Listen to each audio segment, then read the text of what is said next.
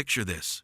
The ground beneath your feet trembles with each thundering hoofbeat, and you can taste the metallic tang of your own fear as you realize that today might be the last day you ever see the sun rise over the Hungarian plains. You are about to witness the final hours of the most feared man who ever lived. But first, you must understand how a king becomes a monster. You stand in the pre-dawn darkness outside the royal tent, your breath forming small clouds in the cold March air of 453 AD. Your name is Elek, and you are the nephew of Attila, king of the Huns. The silk walls of his pavilion glow softly from the oil lamps within, but something about the quality of that light feels wrong tonight. Too steady, too quiet, like the deceptive calm before lightning strikes. Inside that tent lies the man who carved an empire from the Danube to the Caspian Sea, who made Roman emperors tremble and pay tribute like frightened children.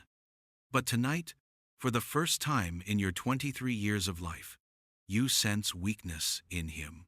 It hangs around the royal compound like smoke from wet wood, invisible but unmistakable to those who know how to read the signs. Your uncle has been different since the wedding feast ended. Usually, he emerges from his tent before dawn, striding through the camp with that predatory energy that makes seasoned warriors step aside. His voice carries across the settlement like a whip crack, issuing orders, settling disputes, reminding everyone within earshot that they serve the scourge of God.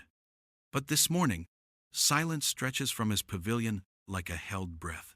You remember the Gothic girl Ildiko, barely 16 years old with copper hair that caught the firelight like burnished metal. She had been a tribute from her desperate father, a king who hoped that sacrificing his daughter might spare his people from your uncle's wrath. You had watched her during the ceremony, seen how she trembled despite her attempts at dignity, how she kept her eyes downcast, as if looking directly at Attila might turn her to stone. The marriage had been a political calculation, like all of your uncle's unions. He collected wives the way other men collected weapons, as symbols of conquest, proof of his dominance over the tribes he had subdued. But something about this girl had affected him differently. During the feast, you noticed how his usual crude jokes fell flat, how he kept glancing at her with an expression you had never seen before, almost gentle. If such a word could ever apply to the man who burned Aquileia to ash. Now, as the eastern sky begins to lighten with the first hint of dawn, you wonder if that gentleness was actually weakness. In your world, weakness is more dangerous than plague, more contagious than fear. It spreads through an army like poison through blood, turning loyalty into ambition, respect into rebellion. You hear voices from inside the tent, not the harsh commands you expect, but something softer, more urgent. A woman's voice, high with panic, speaking in Gothic accented Latin. Then silence, thick and heavy as winter fog. Your hand moves instinctively to your sword hilt. You have been groomed since childhood to inherit your uncle's empire, trained in the brutal arithmetic of power that keeps the Hun Confederation together through fear and gold. But inheritance means nothing if the inheritor cannot hold what he claims. And you know that dozens of other war chiefs are having similar thoughts this morning as they notice the unusual quiet from their king's pavilion. Ortvar, your uncle's most trusted shaman, approaches through the half-light. His weathered face is grim, and the bone charms in his gray beard click softly as he walks. These old men still remember the ancient ways, still speak to spirits that most warriors have forgotten in their pursuit of Roman gold and civilization's comforts. The omens were dark last night, he murmurs, his voice barely audible above the morning wind. The spirits spoke of blood and endings, of eagles falling from the sky. You want to dismiss his words as the superstitious rambling of a man whose time has passed, but something in his eyes stops you. Ortvar has advised 3 generations of Hun kings, has seen empires rise and fall, has survived by understanding currents of power that flow deeper than politics or warfare. What kind of endings, you ask, though part of you already knows the answer. Before he can respond, a scream cuts through the morning air, high, desperate, utterly unlike anything you have ever heard from your uncle's tent. It is a woman's voice, raw with terror and something else you cannot immediately identify. Then silence again, but a different quality of silence now, heavy with the weight of irrevocable change. You and Ortvar exchange a look that needs no words. Whatever is happening inside that pavilion, it is reshaping the future of your people with every passing second. The Hun Empire, held together by the iron will of one man, suddenly feels as fragile as spider silk in a storm. Other warriors begin to gather, drawn by the same instinct that makes wolves circle when they smell blood. Dengizich and Ernak, your cousins and potential rivals, emerge from their own tents with the careful alertness of men who sense opportunity. War chiefs, who yesterday treated you with the cautious respect due to the heir apparent, now study you with calculating eyes, measuring your worth against their own ambitions. The political mathematics are simple and brutal. If Attila dies, everything changes. The tribute gold stops flowing, the carefully balanced alliances begin to crumble, and the Roman world that has cowered before Hun power will sense weakness like sharks scenting blood in dark water. Your empire exists because one man is strong enough to hold it together. Take away that man, and the whole structure collapses into chaos and civil war. But first, someone needs to confirm what everyone already suspects. Someone needs to enter that tent and face whatever horror waits inside. As the designated heir, that someone is you. The tent flap parts under your trembling hand like a curtain opening on the final act of a tragedy, and the first thing that hits you is the smell, metallic and sharp, like copper coins left too long in summer heat. Your uncle's wedding pavilion, which last night glowed with silk and gold, now feels like a tomb waiting for its occupant. You step inside, your eyes adjusting to the dim light filtering through the colored fabric walls. The oil lamps still burn, casting dancing shadows that make everything seem to move with unnatural life. Rich carpets from Persia cover the floor, their intricate patterns now stained dark in spreading pools that reflect the lamplight like black mirrors. Ildiko kneels beside the massive bed where your uncle lies motionless, her white wedding dress soaked red from collar to hem. Her copper hair hangs loose around her shoulders, and when she turns to look at you, her eyes hold the hollow stare of someone who has seen too much truth too quickly. "He cannot breathe," she whispers in broken Latin, her voice cracked from screaming. "The blood comes from his nose, his mouth. It will not stop." You move closer, forcing yourself to look at the man who yesterday commanded the fear of half the known world. Attila lies on his back, his powerful frame looking strangely shrunken beneath silk covers. Blood has poured from his nose and mouth in torrents, staining his graying beard and pooling beneath his head. His skin has taken on the waxy pallor you have seen on battlefields, but his chest still rises and falls with irregular, labored breaths. This is not how kings are supposed to die. Warriors fall with swords in their hands, their last words battle cries that echo in the songs of their people. They do not drown in their own blood on their wedding night, reduced to gurgling sounds in the desperate flutter of failing hearts. "When did it start?" you ask Ildiko, though part of you dreads the answer.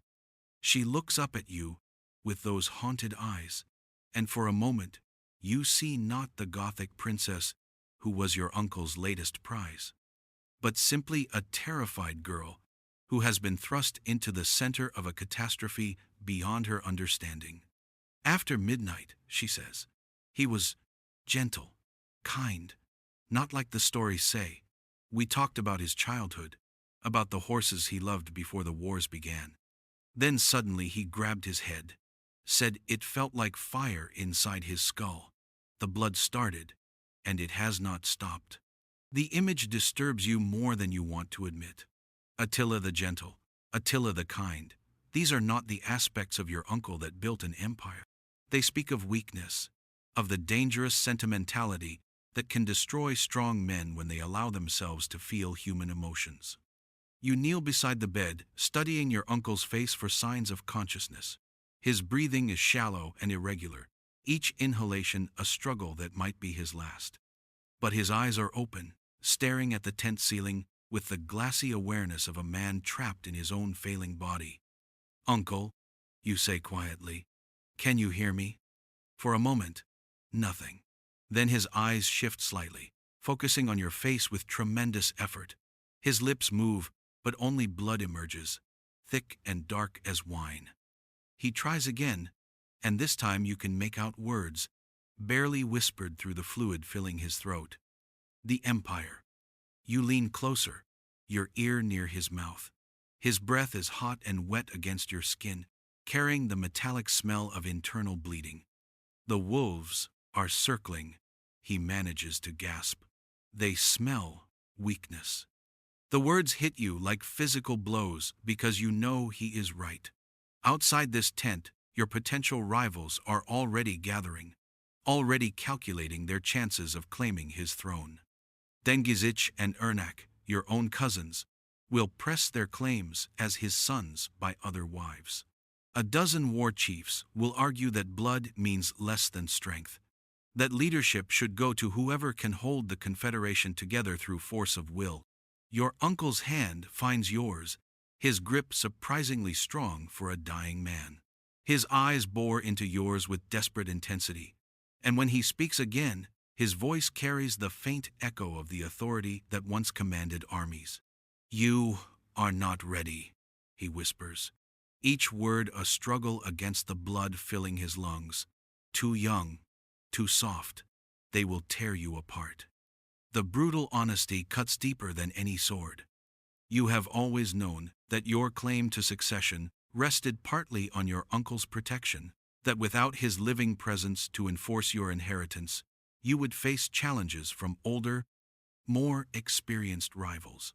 But hearing him confirm your inadequacy while he lies dying feels like watching your future crumble in real time. "What should I do?" you ask, hating how young and uncertain your voice sounds. He tries to smile, but the expression becomes a grimace as more blood flows from his mouth. "Run," he whispers. "Take what you can, and run. The Empire dies with me." The admission is staggering. This man who conquered half the world, who made Roman emperors pay tribute, who fashioned an empire from a dozen feuding tribes, he is telling you that everything he built will collapse the moment he stops breathing. Outside the tent, you hear the sound of approaching voices, boots on hard ground, the jingle of weapons and armor. Your time is running out. Soon the war chiefs will demand to see their king, will want confirmation of what they already suspect. When they discover that Attila is dying, or worse, already dead, the careful balance of power that holds the confederation together will shatter like glass. Ildiko still kneels beside the bed, her hands stained red from trying to stop bleeding that cannot be stopped. She looks at you with something that might be pity or understanding. "He spoke of you," she says quietly, "called you his greatest failure, said he tried to make you hard like him, but you kept some softness he could never beat out of you." The words should sting, but instead they carry an odd comfort. In a world that worships strength and despises mercy, perhaps softness is not always weakness. Perhaps the qualities that make you unfit to inherit a throne built on blood might make you fit for something better. Your uncle's breathing becomes more labored, more irregular. Each inhalation might be his last, and with each one, your own future becomes more uncertain. You are about to become an orphan of history, cast adrift in a world that has no place for Hun princes without empires to rule. The voices outside grow louder, more insistent. Soon they will enter whether you invite them or not, and then the brutal theater of succession will begin. Blood will flow in rivers before the question of leadership is settled, and much of it may be yours. But for now, in this moment between your old life and whatever comes next, you watch the most feared man in history struggle for each breath, while a Gothic girl holds his hand and mourns for the gentle soul he might have been in a kinder world. The scourge of God is dying, and with him dies the last great empire of the steppes. The tent flap bursts open like a dam breaking, and suddenly you are no longer alone with death and a terrified girl. The war chiefs pour in with the hungry urgency of scavengers who have caught the scent of carrion, their eyes immediately finding the blood-soaked bed where your uncle lies dying. Dengizich enters first, his hand already resting on his sword hilt, with the casual confidence of a man who has been preparing for this moment his entire life. Behind him comes Ernak, quieter but no less dangerous, his dark eyes calculating the angles of power like a merchant counting coins. A dozen other war chiefs follow, men whose loyalty to your uncle was always temporary, always dependent on his strength and their fear. The silence that follows their entrance is deafening. These warriors, who have faced Roman legions without flinching, who have burned cities and enslaved nations, stand frozen by the sight of their invincible king reduced to a gurgling, bleeding wreck on silk sheets. "How long has he been like this?" Dengizich asks, his voice carefully neutral, but you catch the undertone of excitement he cannot quite suppress. "Since midnight," Ildiko answers before you can speak. Her voice is steady now, as if the presence of these dangerous men has shocked her out of her terror and into something resembling composure. Dengizich moves closer to the bed, studying your uncle's face with the clinical interest of a predator evaluating wounded prey. "Has he spoken? Given any instructions?" The question hangs in the air like smoke from a funeral pyre. You know what he is really asking? Did Attila name a successor? Did he leave any final commands that might complicate the brutal mathematics of succession? He is beyond speech.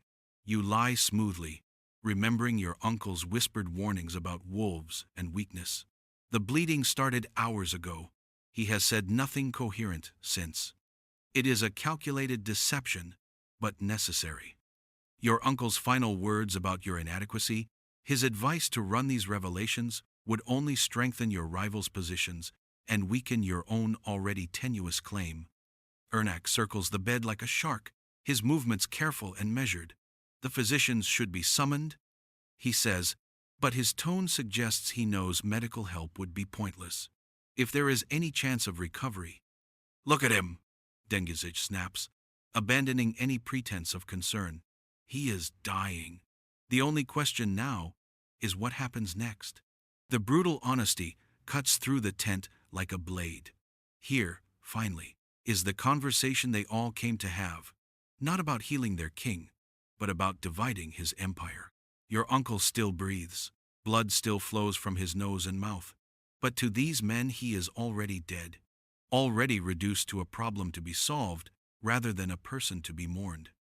Ortvar, the old shaman, pushes through the circle of war chiefs to kneel beside the bed. His weathered hands hover over your uncle's body, not quite touching, while his lips move in silent prayers to spirits most of these warriors have forgotten.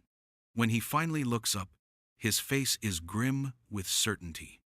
"The life thread is cut," he announces in his cracked voice. "I see his spirit already walking the path to the eternal hunting grounds. He will not see another sunrise." The proclamation hits the tent like a physical force. Whatever slim hope anyone might have harbored that their king could recover dies with the shaman's words. Now the real negotiations can begin. "Then we must discuss the succession," Ernak says, his voice carrying the false reasonableness of a man who has spent years planning this moment. "The Confederation cannot survive without strong leadership. The Romans will sense weakness. Our allies will desert us. Our enemies will unite against us. You feel the weight of their attention settling on you like a heavy cloak. As the designated heir, you should speak first, should assert your claim with the kind of absolute confidence that brooks no argument. But your uncle's dying words echo in your mind. You are not ready. Too young. Too soft." Looking around the tent at these hard-faced men, warriors who have survived decades of warfare through cunning and brutality, you realize he was right. They see your youth, your inexperience, your moment of hesitation, and they smell blood in the water. "Elak has been named heir," you say finally, trying to inject authority into your voice. "My uncle's wishes were clear." "Were they?" Dengizich asks, his tone deceptively mild. I seem to remember the naming ceremony being postponed several times, almost as if our great king had doubts about his chosen successor's readiness. The words hit their target with surgical precision. It is true that your official designation has been delayed, always with excuses about timing and ceremony, but you had assumed it was mere formality. Now, seeing the calculating looks around the tent, you realize those delays might have been more significant than you understood. Readiness is proven through action, Ernak adds smoothly. Leadership cannot be inherited like a sword or a horse. It must be earned, demonstrated, tested in fire. You recognize the rhetoric for what it is, the opening moves in a careful campaign to undermine your legitimacy. These men have been preparing for this moment, planning their arguments and alliances while you assumed your inheritance was secure. Ildiko still kneels beside your dying uncle, but her eyes move between the speakers with growing understanding. Despite her youth and foreign origin, she grasps the deadly politics unfolding around her.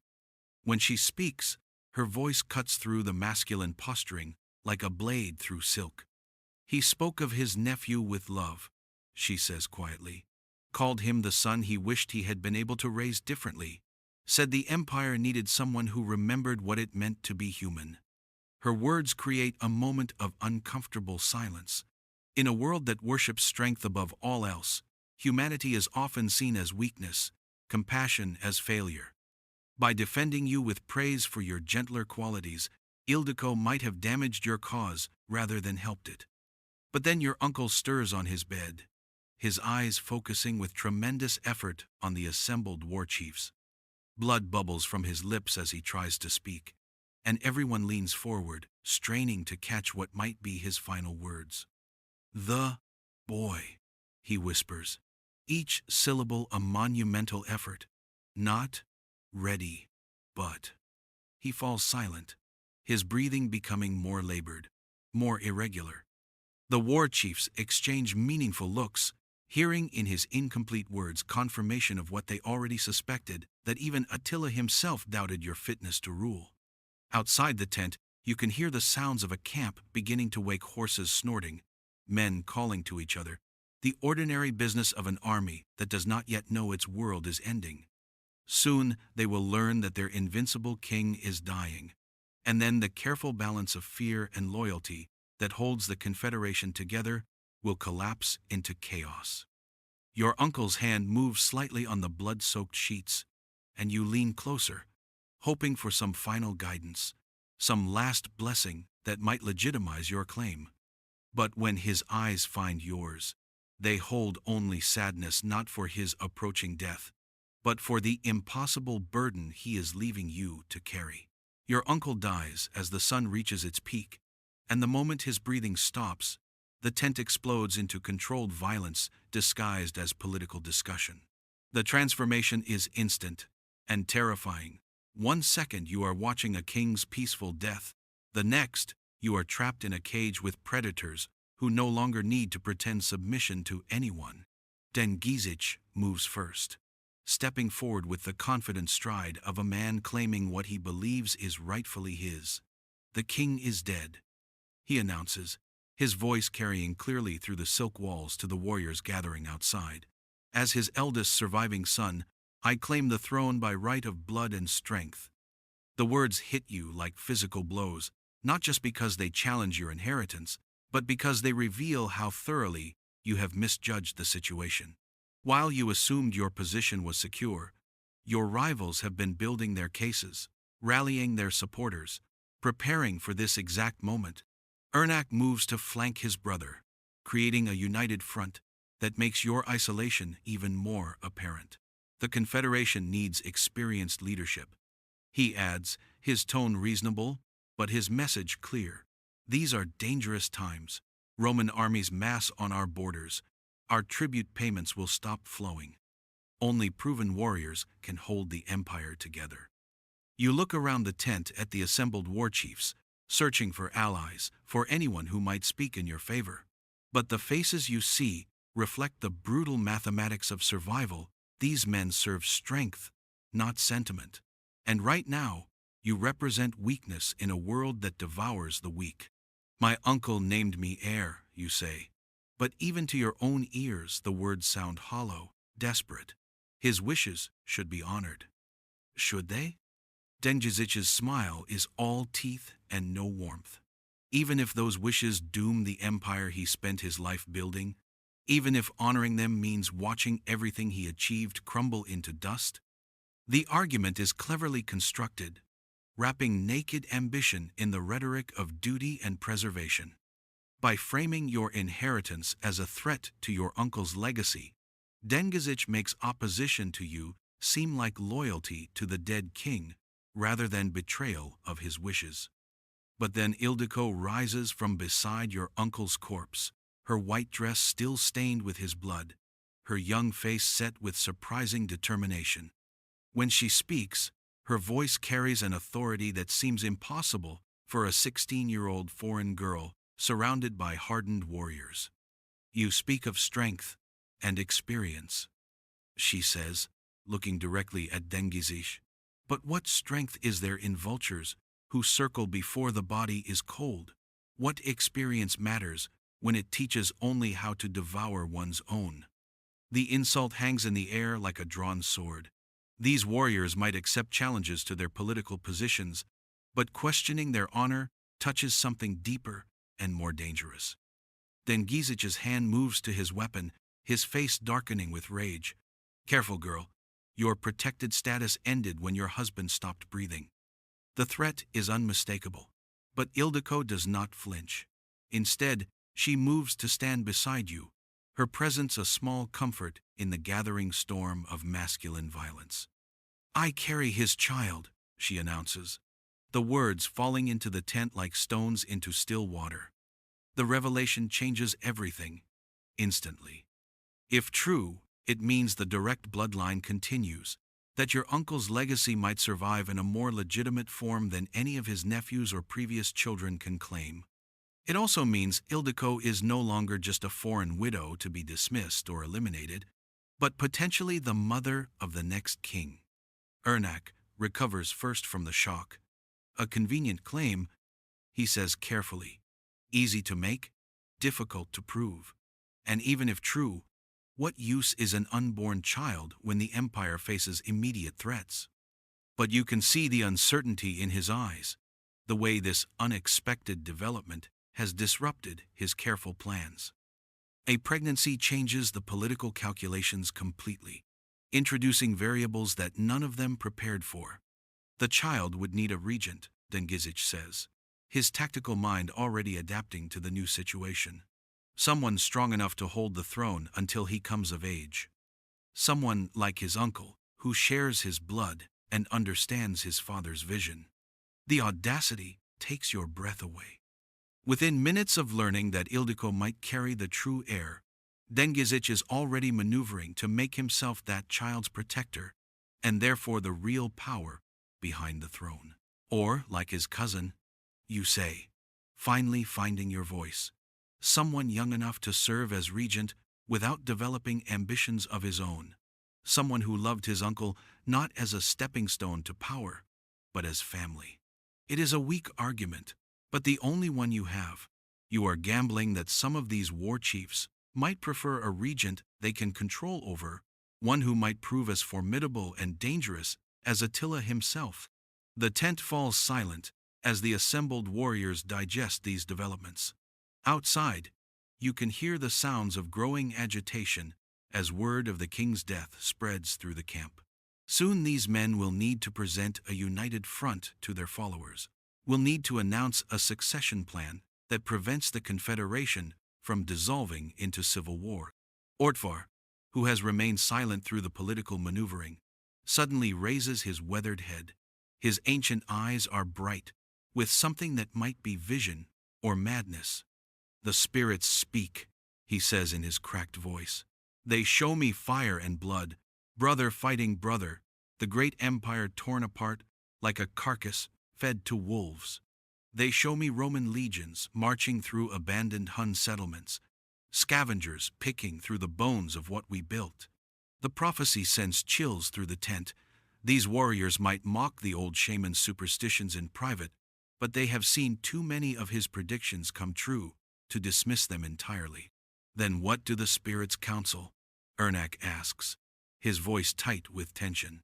Ortvar's gaze moves slowly around the tent, lingering on each face before settling on you. They speak of unexpected paths, he says, of strength found in seeming weakness, of wisdom born from suffering. They say the Empire's future lies not with the strongest wolf, but with the one who remembers what it means to lead rather than simply dominate. The words are cryptic enough to be interpreted multiple ways, but you feel their weight settling on your shoulders like a mantle you are not sure you deserve. Even if the old man is simply a fraud playing politics through mysticism, his support matters. The warriors respect his supposed connection to the spirit world, even if they fear it. But Dengizic is not impressed by shamanic riddles. The spirits speak in whispers, he says dismissively. The Romans speak with swords and fire. I know which voice I trust more. He draws his weapon in a smooth motion that sends everyone else's hands to their own hilts. The tent suddenly feels smaller, the air thick with the promise of violence. This is the moment you have dreaded when political maneuvering gives way to the more primitive methods of succession your people have always known. Perhaps, Dengizic continues, his blade catching the lamplight, it is time to settle this question in the traditional way. Single combat, winner takes the throne, loser feeds the carrion birds. Simple, clean, final. The challenge hangs between you like a bridge over an abyss. You know you cannot refuse without appearing cowardly, cannot accept without almost certainly dying. Dengizic is older, stronger, more experienced in battle. He has killed men in personal combat since before you learned to hold a sword properly. But as you look around the tent at the assembled faces, some eager for bloodshed, others calculating the odds, all of them waiting to see what you are truly made of, you realize that this moment has always been inevitable. Your uncle's empire was built on the principle that might makes right, that strength is the only legitimate source of authority. Now, with his body still warm beside you, that principle demands its due. Your hand finds your sword hilt, and you feel the weight of generations of Hun tradition settling on your shoulders. Win or lose, live or die. This is how kings are made in your world, through steel and blood, and the terrible mathematics of survival. The future of an empire hangs on your next words. The sword feels impossibly heavy in your hand as you step into the circle of warriors who have cleared space for what they know will be a fight to the death. Your heart pounds against your ribs like a caged bird desperate for escape. But there is nowhere to run, not from Dengizic's blade, not from the expectations of these hard-faced men, not from the terrible inheritance your uncle has left you. The morning sun filters through the tent opening behind you, casting long shadows across the carpeted ground, where two men will settle the fate of an empire with steel and blood. Dengizic moves with the fluid confidence of a seasoned killer, his weapon balanced perfectly in his grip, his eyes already calculating angles of attack and defense. You have sparred with him before during training, and you know he fights like a wolf, fast, brutal, and without mercy.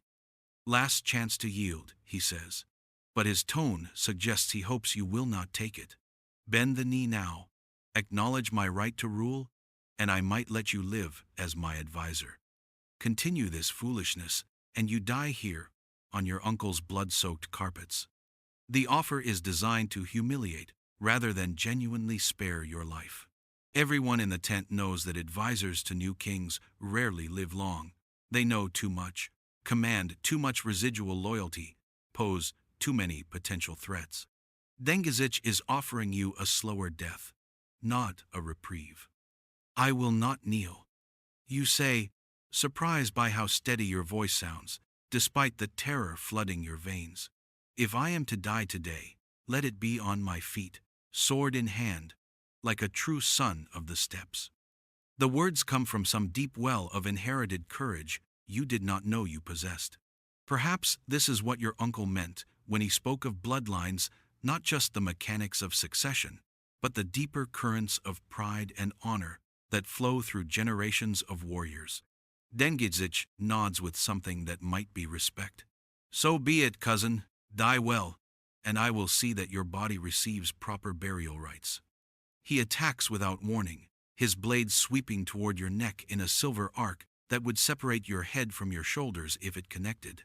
You parry desperately, the impact sending shockwaves up your arms, and suddenly you are fighting for your life against an opponent who has been perfecting the art of killing since before you learned to walk. The first exchange reveals the hopeless disparity between your skills. Dengizic moves like quicksilver, his attacks flowing seamlessly from one to the next, each strike designed to probe your defenses and find weaknesses. You give ground immediately, your blade work purely defensive, focused on survival rather than victory. Around the circle, the war chiefs watch with the clinical interest of experts evaluating a contest whose outcome they consider predetermined. A few have already begun discussing logistics, how quickly they can organize the funeral rites, what messages need to be sent to Roman authorities, which tribal leaders will need to be consulted about the succession. But Ildiko watches with different eyes, her hands pressed to her belly where she claims to carry your uncle's child. When your gaze meets hers during a brief lull in the combat, you see something unexpected. Not pity for your approaching death, but fierce determination, as if she is willing you to find strength you do not know you possess.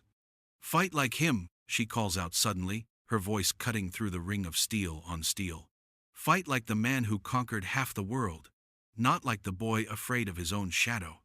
The words sting because they are true. You have been fighting defensively, trying to avoid death rather than seeking victory. It is the tactical approach of someone who hopes to survive rather than win. And in this contest, those are very different goals. Dengizic presses his advantage, raining blows that drive you back toward the tent wall. Your arms ache from absorbing the impacts. Your breathing comes in ragged gasps, and you can feel your strength ebbing with each passing moment. This cannot continue much longer. Either you find some way to change the dynamics of the fight, or you die. But then memory surfaces from deep in your childhood, your uncle teaching you to ride, his voice patient despite your repeated failures. A warrior does not fight his horse, he had said. He becomes one with it, moves as it moves, thinks as it thinks. The moment you fight against your own nature, you lose. The lesson had been about horsemanship, but as Dengizic's blade whistles past your ear, you understand its deeper meaning. You have been fighting against your own nature, trying to match his brutal aggression with clumsy imitation. But you are not Dengizic. You are something different, shaped by different experiences, driven by different motivations. Your uncle called you soft, but perhaps softness can be a kind of strength. Your rivals mock your youth, but youth brings speed and flexibility that experience sometimes lacks. Most importantly, you are fighting for something beyond personal ambition, for the memory of a man who loved you despite your flaws, for a pregnant girl who depends on your protection, for an empire that will dissolve into chaos if you fail. The realization transforms your fighting style completely. Instead of meeting Dengizic's attacks head-on, you begin to flow around them, using his momentum against him. When he swings hard toward your left, you slip right and counterattack before he can recover his balance. When he tries to overwhelm you with a flurry of strikes, you give ground strategically, drawing him forward until he overextends himself. The shift is subtle but unmistakable. The war chiefs lean forward, suddenly paying closer attention. Even Dengizic seems to sense the change, his attacks becoming more cautious, more calculated. You learn quickly, he admits through gritted teeth, as your blade finds the sleeve of his tunic, drawing first blood. But learning and winning are different skills. He renews his assault with desperate fury, understanding that his early advantage is slipping away. This time, his strikes carry the weight of desperation rather than confidence. And desperation makes fighters dangerous, but also predictable. You see the killing blow coming before he commits to it. A massive overhead strike designed to split your skull like a melon. It is the kind of attack that looks devastating, but leaves the attacker completely exposed if it fails to connect. Time seems to slow as his sword arcs downward. You step to the side, letting the blade whistle harmlessly past your shoulder, and drive your own weapon up and forward with all the strength remaining in your young body. The point of your sword takes Dengizic just below the ribs, sliding between bone and muscle to find his heart with surgical precision. His eyes widen in shock, and something that might be respect as he looks down at the steel protruding from his chest. "Well struck," he whispers, blood frothing at his lips. Perhaps your uncle was right about you after all." He collapses forward, his weight driving your blade deeper until the hilt presses against his chest. When you withdraw the weapon, blood flows like a river, pooling on the carpets that were already stained with your uncle's final hemorrhage. The tent falls absolutely silent. Even the sounds from outside seem muted, as if the world itself is holding its breath while it processes what just happened. You stand over your cousin's corpse, your sword dripping red, and feel the weight of what you have done settling on your shoulders like a cloak made of lead. This is what kingship means in your world: the willingness to kill those who oppose you, even when they share your blood, even when their opposition might be justified. But when you look around the circle of war chiefs, you see something in their faces that was not there before. Recognition. Not love, not even loyalty, but the fundamental acknowledgement that you are now a man to be reckoned with, rather than dismissed. "The throne is yours," Ernak says quietly, kneeling in the traditional gesture of submission. "Long live the King of Kings." One by one, the other war chiefs follow his example, until you stand alone in a circle of kneeling warriors, your dead uncle behind you, your dead cousin at your feet, and the terrible burden of absolute power settling around you like chains forged from gold and blood. The funeral pyre burns against the evening sky like a second sun, consuming your uncle's body along with enough treasure to ransom kingdoms.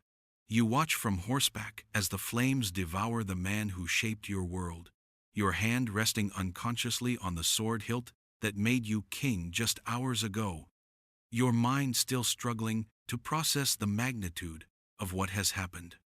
Beside the pyre stands a smaller fire, where Dengizic's body burns with less ceremony but equal finality.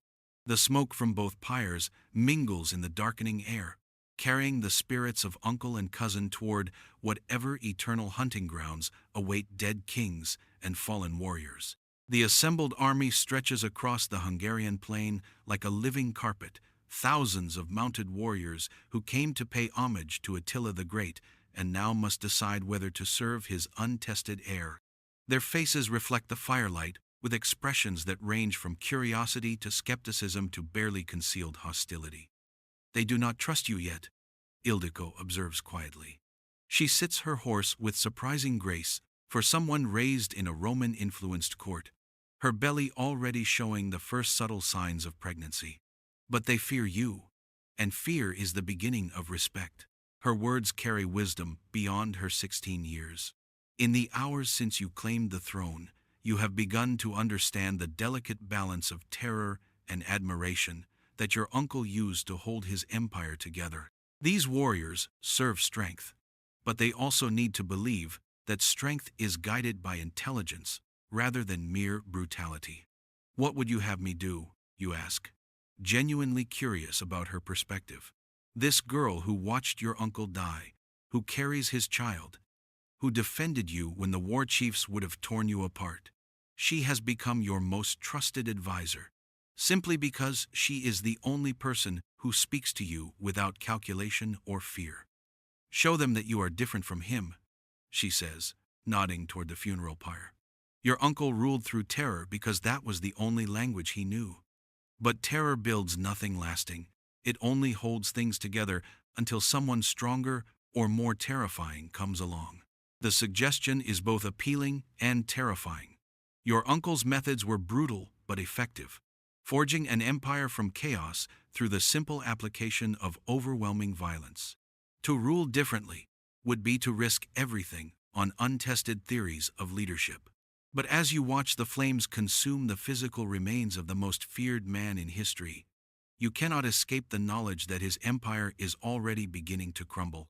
Without his iron will to hold the Confederation together, the tribal divisions and personal ambitions that he suppressed are already beginning to reassert themselves. Ernak approaches your horse, his face illuminated by the firelight. In the few hours since acknowledging your kingship, he has proven surprisingly helpful, organizing the funeral arrangements, managing the logistics of keeping a massive army fed and supplied, handling the dozen small crises that arise when thousands of warriors camp together. The Roman ambassadors have arrived, he reports quietly. They bring messages from both emperors, Marcian in the east, Valentinian in the west. They want to know if the tribute arrangements will continue under the new king. The question cuts to the heart of your empire's survival. Those tribute payments, thousands of pounds of gold annually, represent the primary source of wealth that keeps your warriors loyal and your enemies at bay. If the Romans sense weakness and stop paying, your confederation will collapse within months. What do they offer, you ask, though you suspect you already know the answer. Much less than before, Ernak admits. They speak respectfully, but their respect is the kind offered to dangerous children rather than feared conquerors. They think your youth makes you weak. Your inexperience makes you manageable. The insult stings because it contains enough truth to be believable. You are young, you are inexperienced, and until this morning you had never killed anyone in single combat. From the Roman perspective, you must seem like a perfect opportunity to renegotiate agreements that heavily favored your uncle. But they have miscalculated. In one crucial respect, they assume that being different from Attila means being weaker than him. What they fail to understand is that different can also mean more dangerous, more unpredictable, harder to manage through conventional diplomacy. Tell the ambassadors I will meet with them tomorrow. You decide. Tonight belongs to the dead. Tomorrow we discuss the terms of the living. As Ernak rides away to deliver your message, you notice movement in the crowd of warriors surrounding the pyre. Conversations that seemed random and casual suddenly reveal themselves as carefully orchestrated gatherings. War chiefs from different tribes finding excuses to speak with each other, forming alliances and agreements that will shape the political landscape of your reign. Some of these discussions work in your favor. The victory over Dengizic impressed the younger warriors, the ones who value individual prowess over political maneuvering. They whisper among themselves about the new king's speed and skill, how he turned certain defeat into decisive victory. But other conversations are more ominous. The older war chiefs, the ones who remember when your uncle was just another ambitious young warrior, speak in worried tones about the empire's future under untested leadership. They remember the chaos that followed previous succession crises, the way civil wars could tear apart decades of careful construction in a matter of months. You know what they are thinking. Ildiko says, following your gaze across the gathering. They are wondering if you will be strong enough to hold this together, or if they should start planning for the empire's collapse. Her bluntness is jarring but necessary. In the few hours since becoming king, you have already learned that honest counsel is rarer than gold and more valuable than victory. Everyone else tells you what they think you want to hear. Only Ildiko seems willing to speak uncomfortable truths. And what do you think? You ask. She is quiet for a long moment, studying your profile in the firelight. I think you are not your uncle, she says finally, which could be the empire's salvation or its doom, depending on what you choose to become. The flames begin to die down as the pyre consumes the last of its fuel. Your uncle's body has been reduced to ash and bone fragments that will be gathered tomorrow and buried beneath a great mound on the steppes. The physical man is gone, but his legacy, the empire he built, the enemies he made, the systems of power he established, all of that survives to burden his heir. Around you, the vast army begins to disperse as warriors return to their individual camps and tribal groupings.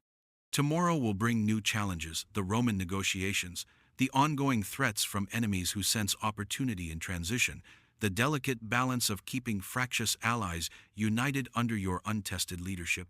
But tonight, as you watch the last flames flicker and die, you allow yourself a moment of quiet reflection. In a single day, you have lost an uncle, gained a crown, killed a rival, and inherited an empire. The boy who woke up this morning wondering if he would live to see sunset has become a king whose decisions will shape the fate of millions. The transformation feels both complete and utterly impossible. Part of you still expects to wake up and discover that this has all been an elaborate dream, that you are still the uncertain young man who never quite lived up to his uncle's expectations. But the weight of the sword at your side is real, as is the deference in voices when people speak to you now. The crown may be invisible, but its burden is unmistakable. You can feel it in the way your shoulders ache, in the constant calculations running through your mind, in the knowledge that every choice you make from this moment forward will ripple through history. As the last embers fade to darkness, you turn your horse away from the burial ground and ride back toward the royal pavilion. Tomorrow will bring the true test of your kingship, not combat against a single opponent, but the infinitely more complex challenge of holding an empire together through wisdom rather than fear. The age of Attila is over. The age of Elak has begun. Whether that represents progress or catastrophe remains to be seen, but for better or worse, the future of the Hun Empire now rests in your untested hands. Behind you, smoke still rises from the funeral pyre, carrying the spirit of the scourge of God toward whatever eternal hunting grounds await dead conquerors. Ahead lies the uncertain path of kingship, with all its promises and perils. You are 23 years old. You have never ruled anything larger than a warband, and you now command the loyalty of the most powerful military force on earth. The magnitude of that responsibility should terrify you, and it does, but it also awakens something deep within your soul that your uncle would have recognized, even if he never lived to see it fully emerge. The blood of conquerors flows in your veins. Now, you must decide what kind of conqueror you will become.